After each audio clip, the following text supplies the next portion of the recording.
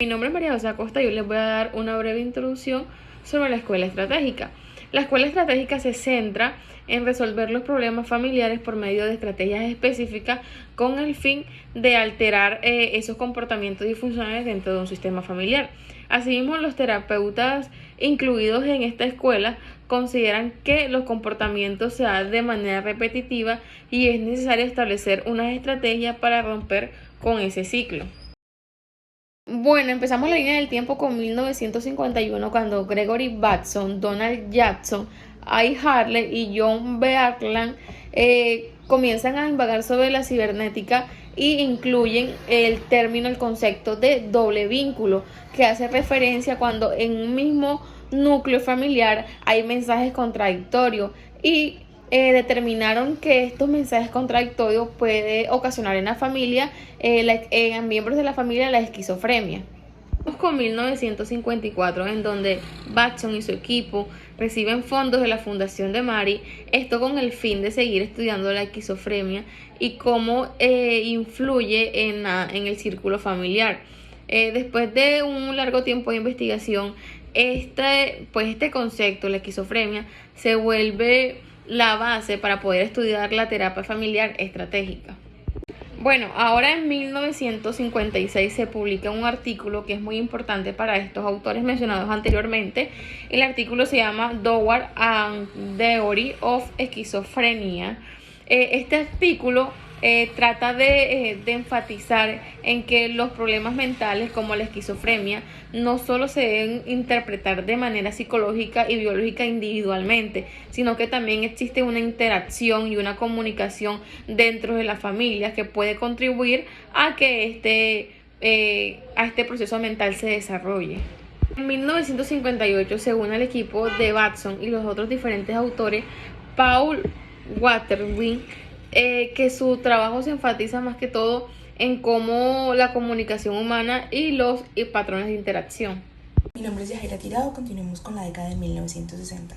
En 1960, el Mental Research Institute, MRI, de Palo Alto, California, desempeñó un papel crucial en el desarrollo de nuevas formas de entender y tratar los problemas psicológicos, especialmente a través de enfoques sistémicos y estratégicos. Bueno, iniciamos con la fundación del MRI y sus objetivos principales en 1962. En 1962, Don Jackson, un psiquiatra innovador, fundó el Mental Research Institute, MRI, en Palo Alto. Su objetivo principal era investigar la comunicación humana y desarrollar intervenciones terapéuticas breves y eficaces. Este instituto se convirtió en un centro influyente para la investigación y práctica de la terapia familiar y de sistemas, abordando los problemas psicológicos no como fenómenos aislados dentro de un individuo, sino como el resultado de patrones de interacción en sistemas más amplios como la familia. Bueno, desde el inicio del MRI, este se enfocó en entender cómo la comunicación disfuncional contribuía a la psicopatología y cómo mediante la comunicación de los patrones de comunicación se podría lograr cambios terapéuticos. Bueno, continuamos con el concepto de homeostasis familiar en 1963. En 1963, Jackson introdujo el concepto de homeostasis familiar, que describe cómo las familias intentan mantener un equilibrio estable, aunque esto a veces implique conservar ciertos patrones disfuncionales. La idea de la homeostasis familiar se deriva de la cibernética y de la teoría de sistemas, que sugiere que las familias funcionan como sistemas autorregulados que buscan mantener la estabilidad a través de mecanismos de retroalimentación. Sin embargo, Jackson observó que esta estabilidad a veces puede ser problemática, ya que las familias pueden resistirse al cambio incluso cuando los patrones de comportamiento son perjudiciales o disfuncionales.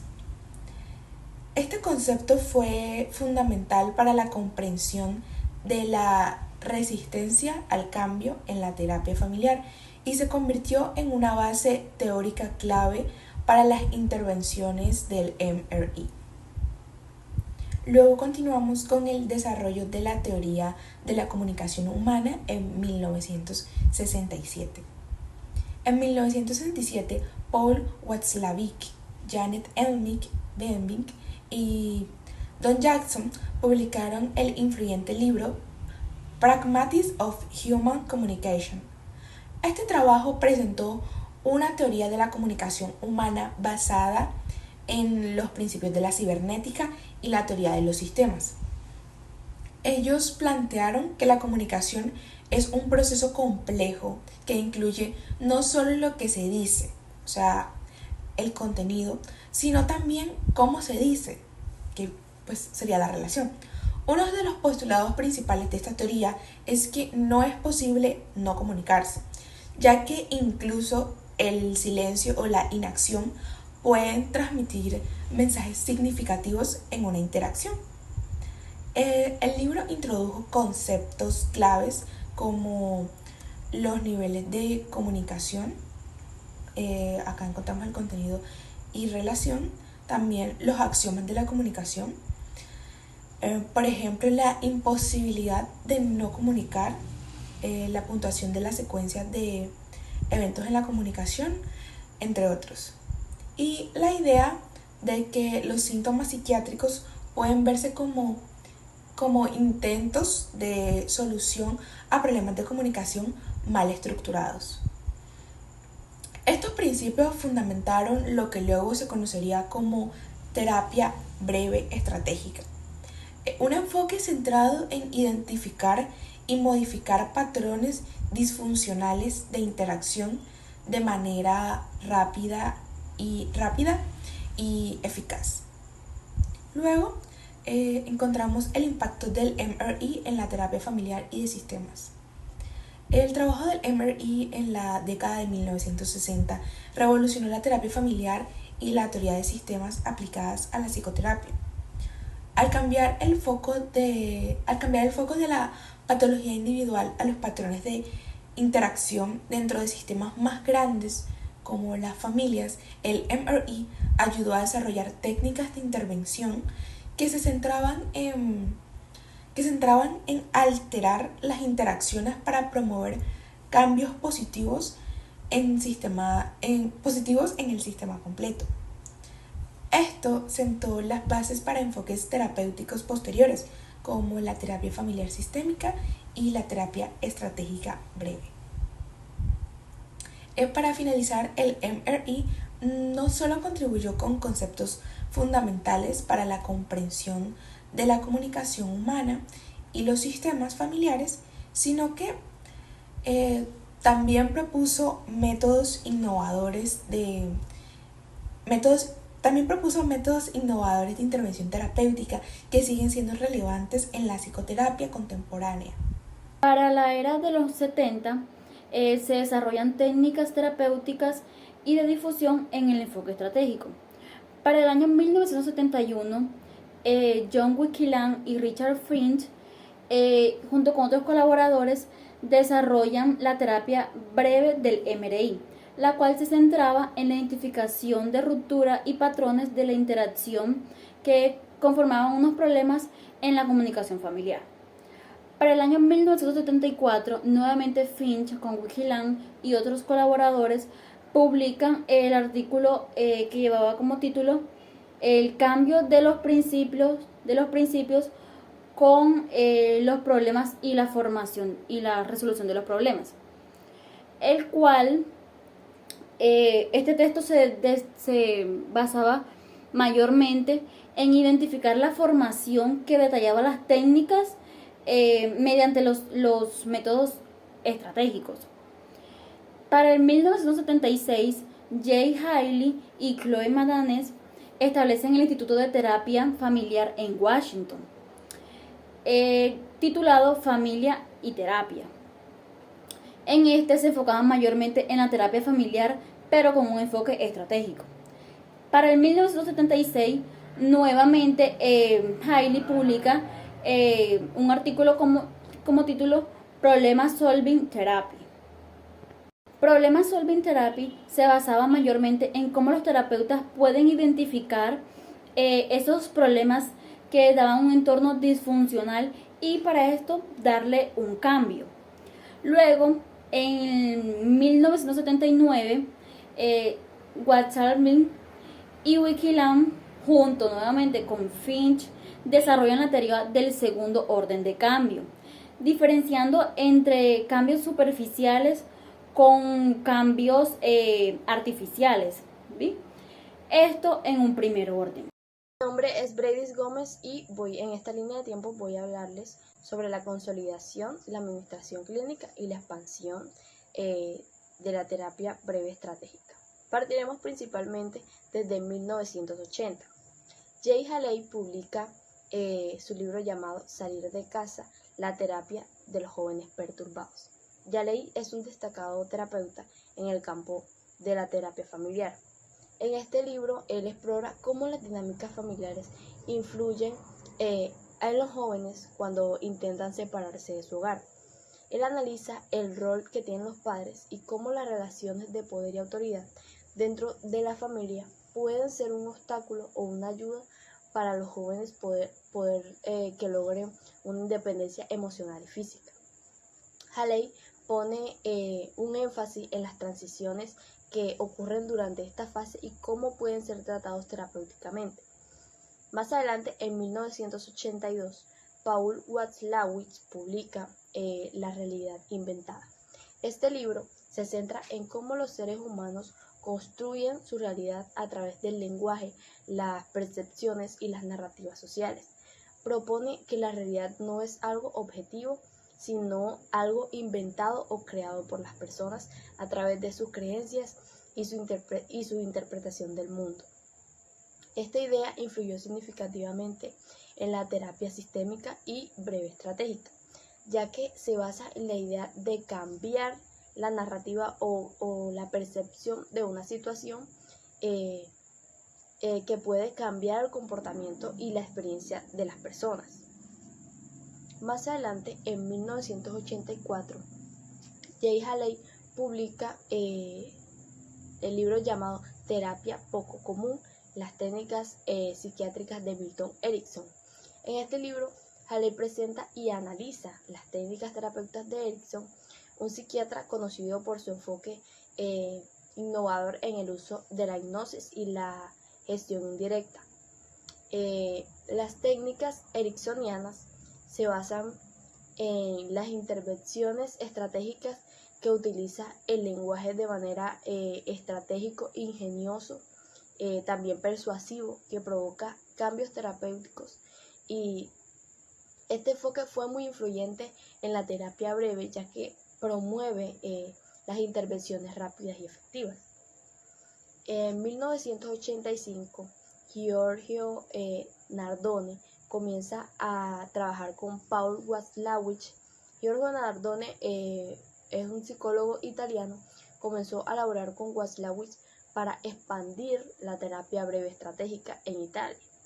Su trabajo se centró en el desarrollo de nuevas aplicaciones clínicas para problemas específicos como los trastornos obsesivos compulsivos. Ellos comenzaron a diseñar protocolos de tratamientos breves y eficientes que luego se convertirían en una de las principales aportaciones de Nardone en la terapia moderna. En 1986, Chloe Mardanes publica Terapia familiar estratégica. Chloe Mardanes es otra figura clave en la terapia familiar. En este libro desarrolla un enfoque estratégico para el tratamiento de las dinámicas familiares. Este introduce intervenciones paradójicas donde se prescribe síntomas o problemas para que el paciente pueda concientizar su comportamiento y poder cambiar.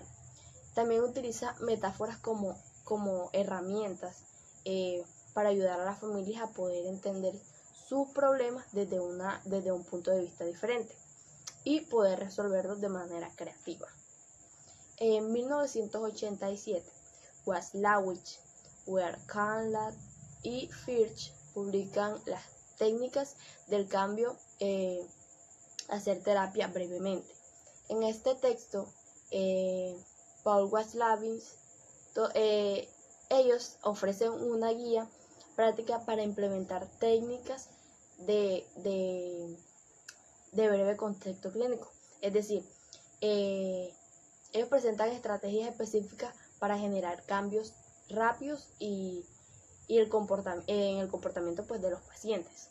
El libro se centra en cómo hacer que la terapia sea breve y eficiente, evitando intervenciones largas y usando tácticas de estrategia para abordar problemas específicos. Bueno, mi nombre es Luna Griego y yo voy a abarcar la época de 1990, un periodo de innovación, de integración y de nuevas aplicaciones. La primera fecha marcada sumamente importante es 1990 como tal, donde Haley y Madeleine establecieron el Centro de Terapia Estratégica y Coaching Estratégico. Esta era una expansión más allá de lo que vendría siendo el enfoque estratégico y la psicoterapia inclinada hacia el coaching estratégico y la resolución de conflictos.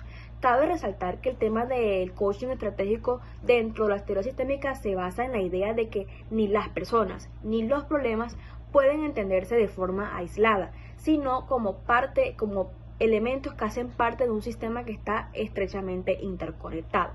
Entonces la idea no solamente es abordar los problemas de manera individual, sino ver cómo podrían modificarse esas interacciones de los sistemas para poder generar cambios sostenibles y efectivos en él. Los principios que rigen la temática del coaching estratégico son varios. Dentro de estos encontramos la interconexión que existe entre los elementos. Como hemos podido decir, la idea no es estudiar al problema ni a la persona de forma aislada, sino considerarlo como parte de un todo. Entonces el coach ayuda a hacer entender a las personas que sus acciones van a afectar las partes del sistema y viceversa. Hay patrones de comportamiento. El foco aquí está en identificar cuáles son esos patrones recurrentes que refuerzan los problemas y que pues no y que no es lo esperado. El coach lo que busca es que la persona haga acciones que estén más encaminadas hacia lo que es el rompimiento de esos círculos y de esos ciclos que no hacen parte de la idea central de esta terapia, del coaching estratégico, y que pues esto también se ve muy relacionado con la temática de la causalidad circular. También tenemos la autorregulación y retroalimentación. Como ya sabemos, muchas veces por lo general el sistema tiende a autorregularse por medio de la retroalimentación. Entonces vemos que la temática del coaching estratégico es que las personas, lo que busca es que las personas puedan hacer entendimiento de las señales que el mismo sistema le está mandando para que él pueda buscar una forma de actuar que esté más encaminada y alineada con sus metas. Y también tenemos la resistencia al cambio. Como ya sabemos, en muchos sistemas los miembros pueden estar propensos al cambio de una resistencia o de la estabilidad que tiene el sistema como tal, aunque no necesariamente tengan que ser cambios para conseguir algo positivo o saludable. Vemos que el coach lo que hace es navegar durante esas resistencias, pero con la idea y con el principio como tal de que esto no genere ningún caos en el sistema. Ahora, en 1991 se publica The Art of Strategic Therapy por Haley y Madeleine Report. Esto ofreció estudios de casos más detallados y técnicas de intervención. Seguidamente encontramos la fecha de 1993, donde George Nardon estableció el modelo para la terapia breve estratégica avanzada. Esto venía siendo una introducción a lo que ya vendría siendo la intervención a problemas más complejos como lo pudieron ser los ataques de pánico y los trastornos alimentarios. Hay que mencionar que la terapia estratégica avanzada, la terapia breve estratégica avanzada, es una forma de intervención psicológica que se utiliza para enfocarnos en resolver problemas de manera rápida pero eficiente, utilizando y aplicando técnicas de intervención para cada situación particular. Hay que también tener en cuenta que esto nace a causa del trabajo realizado por terapeutas como George Nardon y Paul Watzlawick, quienes desarrollaron el enfoque estratégico con base y raíces en lo que fue la terapia breve y la teoría sistémica.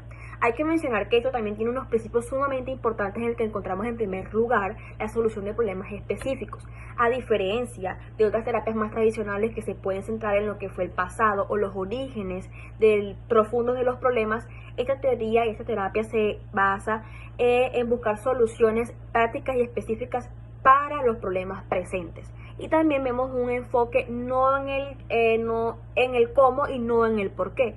Vemos que esta terapia lo que dice es que se interesa más en cómo se mantiene el problema que en por qué surgió. Entonces vemos nos introducimos a poder estudiar cuáles son esos patrones de comportamiento y de pensamiento que están reforzando el problema como tal y buscar la manera con alguna técnica para poder romperlo. Y así no le damos como lugar de pronto a profundizar ya cosas que ya sucedieron, causas históricas o psicológicas. Ahora nos introducimos a 1997. En esta fecha, George Nardon y Paul Watzlawick publicaron el libro The Language of Change, el lenguaje del cambio, centrándose en el uso del lenguaje como el agente para provocar cambios terapéuticos mediante técnicas de intervención estratégica, de comunicación estratégica. Este libro trató de explorar y de indagar cómo el lenguaje podría ser utilizado como una herramienta y como un vehículo poderoso en lo que era el proceso terapéutico, especialmente a través de técnicas de comunicación estratégica. Esta obra estaba también enraizada profundamente con lo que es la teoría, la tradición del constructivismo, la terapia estratégica avanzada y la teoría de la comunicación, que como pudimos ver en aquellos tiempos era bastante lineal, muy tradicional, y que pues por los avances que hemos venido teniendo, esta comunicación ahorita mismo ha evolucionado y es totalmente distinta. Y se busca que siga siendo totalmente distinta para poder abordar exitosamente estas terapias. Hay que mencionar que Nardon y Watzlawick fueron figuras claves dentro de lo que es la terapia estratégica. El enfoque de esto proviene del trabajo realizado por Watzlawick en su instituto, en el Research Institute de Palo Alto, donde se desarrollaron teorías sobre la comunicación y la cibernética aplicada a la psicoterapia. Algo muy importante acá que hay que mencionar son las técnicas de comunicación estratégica que surgieron a partir de este trabajo. Dentro de ellas encontramos primeramente las paradojas. Esta se trataba sobre utilizar afirmaciones o preguntas que desafiaban las expectativas o lo que vendría siendo el modelo ya o el marco lógico que le daba al paciente, llevándolo a una mayor flexibilidad cognitiva. La paradoja puede, por ejemplo, prescribir un comportamiento sintomático. Por ejemplo, se trata como de decirle al paciente que haga exactamente aquello que le causa problemas para que su control sobre el síntoma pueda disminuir. La reestructuración es que acá el terapeuta cambia el significado de una situación para que el paciente lo vea de una manera y de otra perspectiva totalmente diferente y nueva. Al cambiar estas narrativas o el significado de los eventos y de los procesos, el terapeuta ayuda al paciente a que él vea y cambie su realidad. También tenemos lo que es el reframing o el reencuadre, que se trata sobre cambiar el marco interpretativo que el paciente busca para que él le dé una nueva manera que le facilite el cambio. Por tanto, por ejemplo, un síntoma que antes se veía como pues un obstáculo, ahora puede verse como una manera para poder aprender algo nuevo. Y también tenemos las intervenciones paradójicas o las indirectas. Acá estas intervenciones son bastante comunes en lo que son las terapias estratégicas. Se tratan sobre de desviar la resistencia natural del paciente. A menudo el paciente pues también o el terapeuta pues puede sugerir acciones que parecen ser contradictorias o ilógicas, pero cuando el paciente ya las realiza, él se da cuenta que durante esos patrones problemáticos que venía presentando van a ir disminuyendo o desarmándose. Pasaremos a la evolución, expansión internacional y modernización que va del año 2000 a 2010. En el año 2000, Jay Haley fue una de las figuras fundadoras de la terapia breve y familiar en general, del modelo estratégico de la psicoterapia y uno de los profesores y supervisores clínicos más competentes. Según este autor, el terapeuta debe identificar problemas solubles, fijar metas, diseñar intervenciones para alcanzarlas, examinar las respuestas que recibe para corregir su enfoque y, por último, evaluar lo que es también el resultado de la terapia para ver si ésta ha sido eficaz. El terapeuta debe asumir plenamente toda la responsabilidad de poder influir directamente en la gente y por eso le corresponde dirigir las riendas de la intervención de una manera clara. Por otro lado, en 2003, Nardone funda el Centro de Terapia Estratégica de Arezzo, Italia. Esta nace con el objetivo de poder evolucionar el modelo de Instituto de Investigaciones Mentales de Palo Alto, en dirección a una tecnología terapéutica mucho más avanzada que permitiera mayores resultados en términos de eficacia y eficiencia de los tratamientos y la hiciera un poco más adaptada a diferentes culturas. En el año 2005, Nardone publica su libro de terapia estratégica Principios y Prácticas, donde detalla nuevas técnicas para el tratamiento de trastornos obsesivo-compulsivos y otros problemas psicológicos completos. Por último, en el año 2010, la terapia estratégica se integra con otros enfoques terapéuticos, como la conocida terapia cognitivo-conductual y la terapia de aceptación y compromiso, lo que permitió una mayor flexibilidad y adaptabilidad a problemas contemporáneos. Para los años 2020 tenemos la relevancia contemporánea y del futuro junto con el enfoque estratégico. En el 2020, durante la pandemia del COVID-19, el enfoque estratégico se centraba mayormente en los problemas de salud mental, los cuales podrían ser como la ansiedad, el estrés, la desesperación, depresión, los cuales se trataban mayormente por plataformas digitales. Para el año 2022 se hicieron publicaciones recientes donde exploraban la adaptación del enfoque estratégico en el tratamiento de problemas social y problemas derivados del cambio climático y otros fenómenos globales. Mauricio Gandolfi nació el 28 de noviembre de 1942. Es un reconocido psicoterapeuta y psiquiatra italiano. Es uno de los pioneros más importantes de la terapia sistémica familiar, un enfoque que hace y que comparte puntos claves con la terapia estratégica. Aunque Gandolfi no es un representante tan directo de este enfoque, su trabajo comparte puntos de contacto sumamente importantes con la terapia estratégica. Entonces vemos que ambas corrientes se relacionan y para poder conocer cómo hay esta interacción de estos dos enfoques o de Mauricio con lo que vendrá siendo la terapia estratégica, debemos desglosar esos puntos de contacto. El primer punto de contacto es el enfoque sistémico relacional como tal. Tanto Gandolfi como los pioneros de la terapia estratégica como Jay Haley y Salvador Minuchin comparten la idea de que las personas no deben de entenderse de manera aislada, sino como elementos que hacen parte de sistemas complejos como lo puede ser la familia y la comunidad. Otro punto importante de contacto es las intervenciones que se hacen de manera activa y estratégica.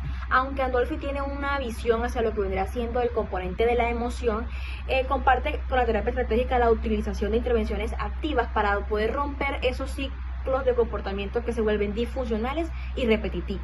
En el trabajo de Gandolfi vemos que hay un enfoque más a lo que vendrá siendo lo afectivo y lo vincular, pero también se busca intervenir en esos momentos clave de la terapia para poder desafiar las creencias y dinámicas familiares que impiden que se realicen ciertos cambios dentro del sistema. Ahora bien, vienen esos cambios sistémicos y generacionales. Vemos que uno de los en puntos más distintivos de Gandolfi en su enfoque son las dinámicas transgeneracionales, es decir, que hay unos patrones que se van repitiendo o que se van transmitiendo de una generación a otra. La terapia estratégica viene a verse como viene en su vertiente familiar a explicarnos que también esto aborda tipos de dinámicas que, aunque de manera no tiene que ser tan explícita como lo hace Gandolfi. Vemos también que la visión de Gandolfi pues genera un cambio significativo en lo que viene siendo la familia. Es un escenario completamente de influencia de generaciones en generaciones anteriores sobre las actuales. Vemos que este concepto se alinea mucho con la terapia estratégica porque en la medida en que ambas escuelas reconocen que los problemas no solamente pueden ser generados por una sola causa, por ejemplo, no solamente son el resultado de interacciones o de interconexiones presentes, sino que también son dinámicas, podrían ser dinámicas que se han perpetuado a lo largo del tiempo. Vemos también el rol del terapeuta como agente de cambio. Vamos a ver que en la terapia estratégica el rol del terapeuta es directivo y es activo. Vemos que el terapeuta no solamente se está limitando a escuchar para poder, sino que también tiene que diseñar estrategias para intervenir de manera precisa y efectiva para generar cambios que se esperan en las dinámicas familiares. Aunque Dolphy no es tan directivo como lo podrían ser los de la terapia estratégica, su enfoque relacional también se coloca en el terapeuta como una posición de una guía activa. Para Dolphy, el terapeuta ayuda a la familia a reconfigurar esas relaciones y esos patrones emocionales que están influenciando en la forma de pronto de que ya él se vea como un catalizador de cambio. Y tenemos también la resistencia al cambio. Tanto el enfoque de Dolphy como el de la terapia estratégica se reconoce que los sistemas familiares tienden a resistirse al cambio debido a que las dinámicas sean un poco disfuncionales, proporcionan una cierta estabilidad o homeostasis. David Edson es un terapeuta, escritor e investigador neozelandés ampliamente reconocido por ser uno de los cofundadores de la terapia narrativa, junto con su colega australiano Michael White, nacido en 1944 en Canadá y más tarde radicado en Nueva Zelanda.